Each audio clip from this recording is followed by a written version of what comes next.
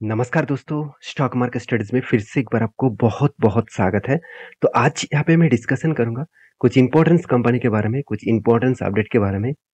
तो इस वीडियो को लास्ट तक ज़रूर देखिए और इस वीडियो को लास्ट तक ज़रूर देखने के लिए इसीलिए मैं बोल रहा हूँ क्योंकि आपको इस कंपनी मतलब जो-जो कंपनी यहाँ पे मैं डिस्कशन करूँगा, वो सारे कंपनीज़ के टेक्निकली चार्ट पैटर्न कुछ बेस्ट लेवल में बना है, वो आपके साथ शेयर करूँगा और मुझे बहुत सारे दोस्तों ने ये भी कमेंट्स किए थे, सर आपने जो ट्रेड मेंशन किया था, वो ट्रेड तो मतलब खराब हो गया, मतलब वो ट्रेड तो लॉसेस में जाने वाला है। तो मैं आज दिखाऊँगा किस तरीके से ट्रेड लॉसेस में नहीं जाता कि अगर आपने सही टाइम में सही फंडामेंटली और टेक्निकली एनालिसिस को रिसर्च करके काम किया तो वो आपको टारगेट जरूर देगा। तो मैं सब कुछ आपके साथ डिस्कशन करूंगा और आपको बहुत कुछ यहाँ पे जानने का और सीखने को मौका मिलेगा। तो प्लीज इस वीडियो को लास्ट तक देखिए और हाँ, मेरे वीडियो कोई भी रिकमेंडेशन नहीं होता, मैं कोई टिप्स नहीं देता। आपको अगर सीखना है तो वीडियो को कंटिन्यू करिए, अगर आप टिप्स के लिए आए हैं तो आपकी मर्जी, आप कुछ भी करिए, मेरा कोई रिकमेंडेशन नहीं है और मेरा कभी रिकमेंडेशन होगा भी नहीं। तो चलो वीडियो को शुरू करते हैं। तो सबसे पहले जिस कंपनी के बारे में बात करूँ उसका नाम है अदानी विल्मर। तो देखिए अदानी विल्मर आप सभी जानते हैं इंडिया के number 1 edible oil manufacturing company है। तो जितने सारे एडिबल ऑयल इंडस्ट्रीज कंपनी है उनमें से नंबर 1 है अदानी विल्मर। तो एडिबल ऑयल क्या होते हैं? देखिए जैसे सोया ऑयल, साथ ही साथ सनफ्लावर ऑयल, तो इस तरीके से ऑयल को बोला जाता है एडिबल ऑयल। तो एडिबल ऑयल इंडस्ट्रीज में कंपनी नंबर 1 है। तो सेक्टर वाइज देखा जाए तो कंपनी एफएमसीजी सेक्टर से बिलोंग करते हैं। तो अदानी के ऊपर जो एलिगेशन लगाया था हिंडनबर्ग ने, तो हिंडनबर्ग का जो एलिगेशन था वो सुप्रीम कोर्ट ने क्या किया, खारिज कर दिया। सुप्रीम कोर्ट ने अदानी को क्लीन चिट दे दिया कि अदानी के ऊपर जितने सारे आरोप लगाया गया वो सब बेकार आरोप था। तो इसीलिए अदानी का शेयर तो लगातार लगातार धीरे धीरे करके अपट्रेंड में जा रहा है। देखिए जब भी क्लीन चिट में मिला तो अब आप ध्यान से देखेंगे कि अदानी के हर शेयर में, चाहे वो अदानी एंटरप्राइजेस हो, चाहे वो अदानी सॉरी एंटरप्राइजेस का एक ई होगा, अदानी एंटरप्राइजेस हो, साथ ही साथ अदानी के और भी शेयर जैसे एसीसी, अंबुजा, साथ ही साथ देखा जाए तो अदानी विल्मर, इस शेयर में कुछ खासियत खासियत देखने को नहीं मिला। बाकी अदानी के जितने सारे कंपनीज है उसमें शानदार एक ग्रोथ देखने को मिला जब सुप्रीम कोर्ट से राय आया। तो अभी आप कहेंगे सर अदानी विल्मर में ऐसे क्या हुआ जो इतना राय शानदार राय आने के बाद भी अदानी शेयर भाग नहीं रहा है? देखिए भागेगा, वो भी भागेगा, तो उसके पीछे मैं कुछ पॉइंट्स आपके साथ शेयर करूँगा। तो देखिए, इस कंपनी का परफॉर्मेंस देखिए 49,200 करोड़। तो यहाँ पे कंपनी भाग क्यों नहीं रहा है? क्योंकि कंपनी का पी रेशियो बहुत हाई है। कितना हाई है मैं आप एक बार आपको दिखा दूँ। एक टाइम कंपनी का पी रेशियो कहाँ पे था? 122 के आसपास था। उसके बाद देखिए कंपनी उस हाई को भी ब्रेक कर दिया। कंपनी हाई कहाँ पे गया? 163। तो आज इसका पी रेशियो एकदम हाई लेवल में, पीक लेवल में है। इसका मीडियम पी रेशियो कितना है? 88 के आसपास। तो लोगों को जो एक नशा होता है ना कि अदानी शेयर कितना भी पी रेशियो में हो, मैं उसके लिए खरीदने के लिए तैयार हूँ। तो इसी तरीके से नशा यहाँ पे फिर से देखने को मिला है। तो मेरे हिसाब से कंपनी का जो परफॉर्मेंस है वो कोई उसमें कुछ उतना खराबी नहीं है। जैसे आरओसी आ रही तो ठीक है, कर्जा एकदम मिनिमम है और इनकम भी अच्छा खासा हो रहा है।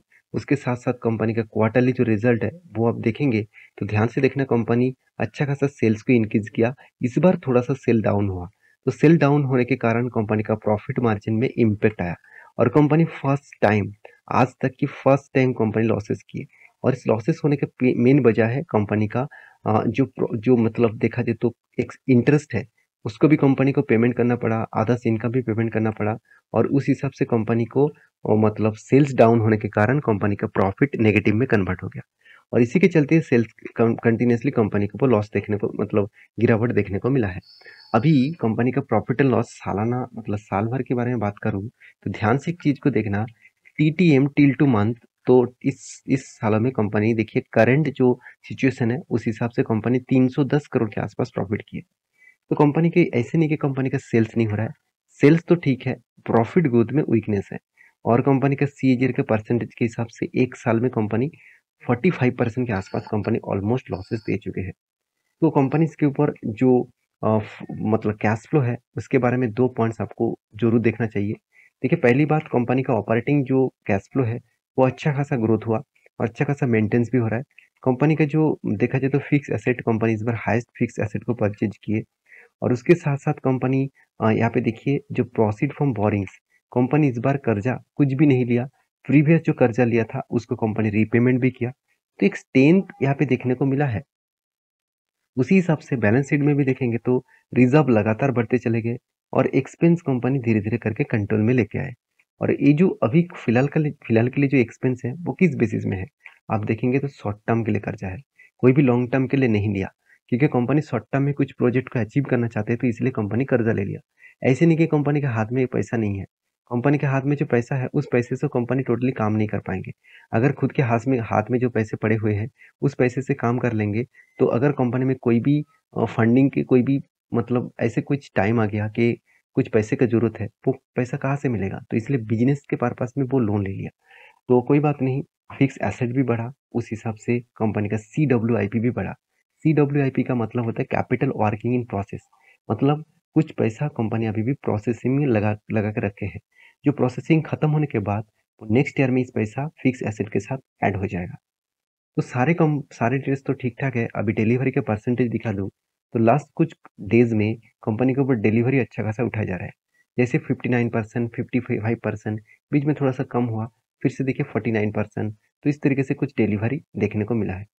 अभी चार्ट पैटर्न्स के बारे में बात करूँ, तो मेरे सबसे ज़्यादा पसंदीदा एक चार्ट पैटर्न है, वो यहाँ पे मतलब बन चुके हैं। वो चार्ट पैटर्न क्या है, मैं आपको बता दूँ। कंटिन्यूअसली एक बाइंग ट्रेंड बना और बाइंग ट्रेंड कहाँ तक बना, 33% के आसपास। तो मैं आपको ये भी बताया था कि कंटिन्यूअसली बाइंग होने के बाद यहाँ पे सेल ऑफ हो रहा होगा और उसके बाद इसी रेंज में जाकर अगर टच करेगा तो मैं एंट्री लूंगा। तो मेरा एंट्री लेवल यहाँ पे है और मेरा टारगेट लेवल यहाँ तक रहेगा। तो ऑलमोस्ट मैंने तो एंट्री यहाँ पे ले चुका हूँ और मैंने आपको मेंशन भी किया, टेलीग्राम में जाकर चेकआउट कर सकते हैं। तो एंट्री तो ले लिया, अगर टारगेट होगा कि नहीं होगा वो तो आपको बाद में ही पता चलेगा। तो जिस तरीके से अदानी को क्लीन चिट मिला और जिस तरीके से अदानी के ऊपर जो एलिगेशन लगाया था वो एलिगेशन हटाया गया, तो मेरे हिसाब से यहाँ से एक बाउंस बैक कंपनी कर सकते हैं। बाकी आप आपके हिसाब से ज़रूर काम करिए। नेक्स्ट जो कंपनी जिसके बारे में बात करूँ उसका नाम है लक्ष्मी ऑर्गेनिक इंडस्ट्रीज़ लिमिटेड। तो लक्ष्मी ऑर्गेनिक एक केमिकल सेक्टर से बिलॉन्ग करने वाला कंपनी है। तो मैं पहले ही बोल चुका हूँ, जो कंपनी स्पेशलिटी केमिकल्स के ऊपर काम करते हैं, उसका हालत खराब हुआ है। इस कंपनी भी स्पेशलिटी केमिकल्स के ऊपर काम करते हैं। इसका हालत खराब हुआ है, आपको कहाँ पे मिलेगा?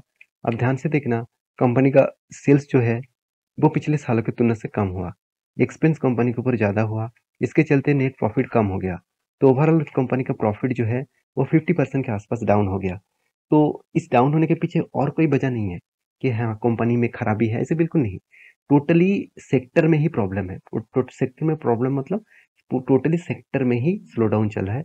टोटली सेक्टर में ही जितने-जितने स्पेशलिटी केमिकल्स कंपनी के ऊपर काम करने वाला कंपनीज़ है, वो सारे कंपनीज़ में अभी सेल्स डाउन है और इस सेल्स डाउन होने के चलते हुए कंपनी का प्रॉफिट मार्जिन में इम्पैक्ट आया। अगर बाकी पैरामीटर्स को देखें तो कंपनी के आरओसी आरओई में थोड़ा-सा वीकनेस है। पी रेशियो हाई है। अभी इस पी रेशियो कितना हाई है? एक बता दूँ, कंपनी एक टाइम पी रेशियो चला गया था 100 के ऊपर और करंट पी रेशियो 70 है और इसका एवरेज पी रेशियो 40 है। इसका मतलब कंपनी ओवर वैल्यूड है। मेरे हिसाब से कंपनी ओवर वैल्यूड है और तो ओवर वैल्यूड कंपनी में करेक्शन होने का चांसेस भी देखने को मिलेगा। तो यहाँ पे एक चीज़ मैं और भी बता दूँ, कंपनी का जो प्रॉफिट एंड लॉस है, वो लगातार सेल्स को कंपनी क्या किया, ईयर ऑफ ईयर बेसिस में ग्रोथ किया, मगर लास्ट ईयर्स में कंपनी का सेल्स डाउन हुआ, जिसके चलते कंपनी का प्रॉफिट मार्जिन में डाउन हुआ और current till two month current year में भी कंपनी का प्रॉफिट डाउन देखने को मिला है। तो सब कुछ मैं आपके साथ इसीलिए शेयर कर रहा हूँ क्योंकि आपको पता चले कि एक्चुअली कंपनी के ऊपर क्या हो रहा है और किस तरीके से वो खुद को रिप्रेजेंट फिर से कर सकते हैं।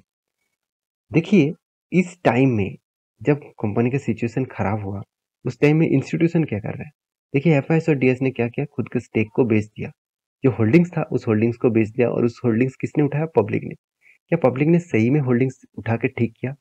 चलो, वो आपको यहाँ पे देखने को मिलेगा। अगर यही चीज़ मैं शेयर होल्डिंग पैटर्न्स के बारे में बात करूँ, तो देखिए म्यूचुअल फंड वाले ने क्या किया? बाई तो किया, फरवरी मंथ में, मार्च मंथ में, अप्रैल मंथ में सेल किया और सेल का परसेंटेज ज़्यादा था, क्वांटिटी ज़्यादा था। उसके बाद देखिए कंटिन्यूअसली बाय तो कर रहा है, मई, जून, जुलाई में छोटा-छोटा करके क्वांटिटी उठा रहा है। क्योंकि शेयर में जो करेक्शन हुआ है, हायर साइड से अगर लोअर साइड तक देखूँ, तो एक बिग फॉल देखने को मिला। तो टॉप लेवल से देखूँ तो 630 से कंपनी आ चुके हैं 270 तक। तो यहाँ पे एक अच्छा खासा सेल ऑफ देखने को मिला और सेल ऑफ होने के बाद फर्स्ट टाइम इतने दिनों में देखिए कंपनी एक रेजिस्टेंस को वो बार-बार फेस कर रहा था, ब्रेकआउट नहीं कर पाया। तो फर्स्ट टाइम कंपनी क्या किया? ब्रेकआउट किए। तो फर्स्ट टाइम यहाँ पे क्या हुआ? ब्रेकआउट हुआ और इस लेवल को ब्रेकआउट होने के बाद यहाँ पे क्या कर रहा है, सस्टेन कर रहा है।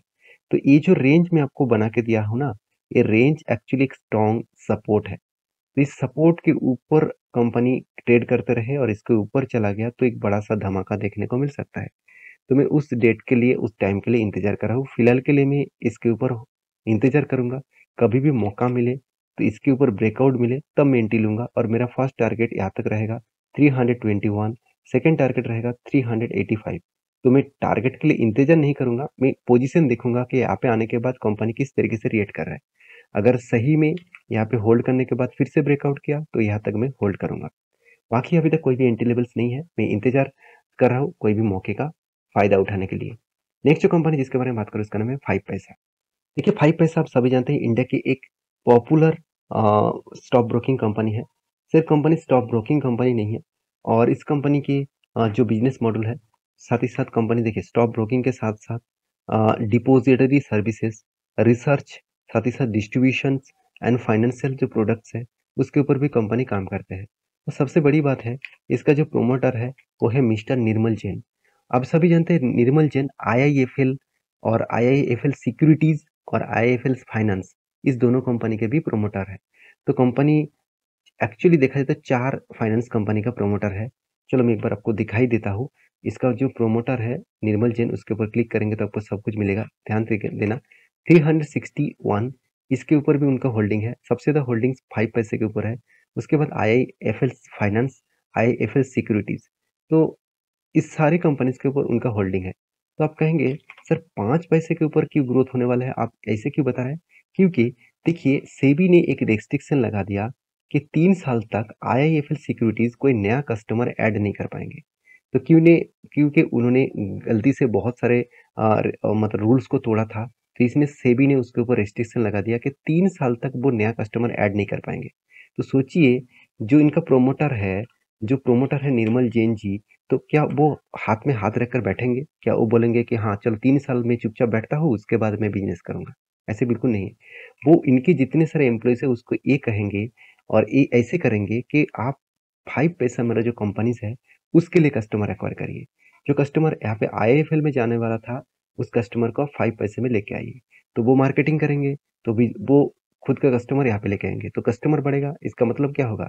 इसका मतलब कंपनी के ऊपर सेल्स बढ़ेगा।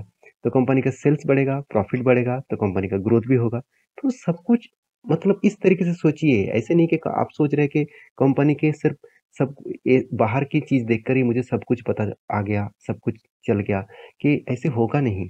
आपको अंदर की बात भी जानना पड़ेगा। तो इसके लिए स्टडी करिए, वॉच करिए, सब कुछ देखिए। तो मैं बार बार बोलता हूँ मेरे वीडियो को सिर्फ आप देखते हैं, आप दोस्तों के साथ शेयर नहीं करते, क्योंकि देखिए आप सिर्फ अकेला बड़ा होना चाहते हैं। मेरे हिसाब से खुद बड़ा होने के क्या फायदा?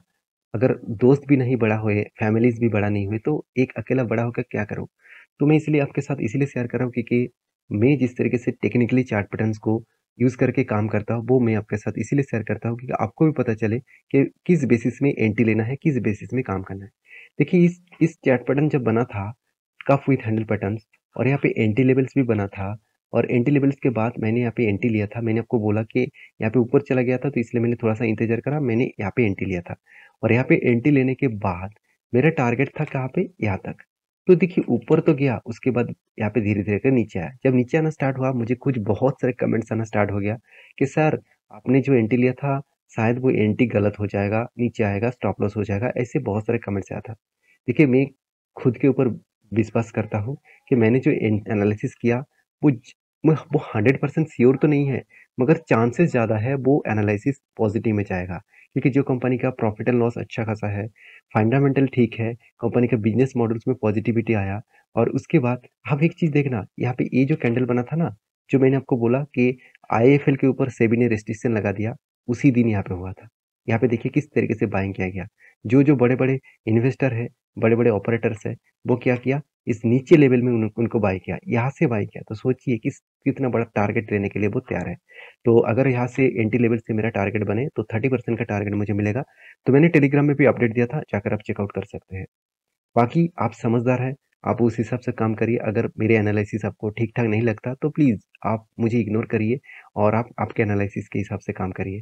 देखिए, मैं आपको कभी भी नहीं ऐसे नहीं बताया कि आप मुझे इस तरीके से एनालिसिस के लिए पैसा दीजिए और साथ ही साथ आपको मैं टिप्स दे रहा हूँ, ऐसे बिल्कुल नहीं।